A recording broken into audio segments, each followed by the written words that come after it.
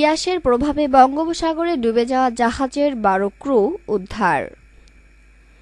চলমান ঘূর্ণিঝড় ইয়াসের প্রভাবে বঙ্গোপসাগরে ডুবে যাওয়া এমভি সানভ্যালি লাইটার জাহাজের ১২ ক্রুকে অক্ষত উদ্ধার করা হয়েছে। বাংলাদেশ বিমান বাহিনীর দুটি হেলিকপ্টার তাদের উদ্ধার করে। বুধবার ২৬শে মে বিকালে হাতিয়া দ্বীপের কাছাকাছি এলাকা থেকে তাদের উদ্ধার করা হয়। এর আগে দুপুর ২টার দিকে পাথর বোঝাই এই জাহাজটি ডুবে যায়। বুধবার বিকালে চট্টগ্রামস্থ নৌবাহিনী ঘাঁটি ইসাখার মিডিয়া বিভাগ থেকে এ তথ্য নিশ্চিত করা হয়। তবে এ বিষয়ে বিমান বাহিনীর কোনো কর্মকর্তার সঙ্গে যোগাযোগ করা সম্ভব হয়নি।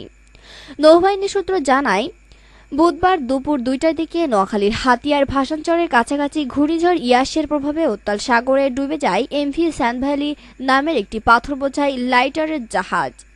ডুবে যাওয়া জাহাজের ১২ জন নাবিক সাগরে ডুবে যাচ্ছিলেন। তবে জাহাজডুবির খবর পেয়ে দ্রুত সময়ের মধ্যে অভিযান শুরু করে বিমান বাহিনীর একটি উদ্ধারকারী দুটি হেলিকপ্টার। চট্টগ্রামের পতেঙ্গা বিমান বাহিনীর ঘাঁটি থেকে দ্রুত সময়ের মধ্যে সমুদ্রের ঘটনাস্থলে পৌঁছে হেলিকপ্টার দুটি। এ সময় সাগরে ডুবে যেতে থাকা ১২ নাবিককে জীবিত এবং অক্ষত অবস্থায় উদ্ধার করে নিয়ে আনে বাংলাদেশ বিমান বাহিনীর দুটি হেলিকপ্টার।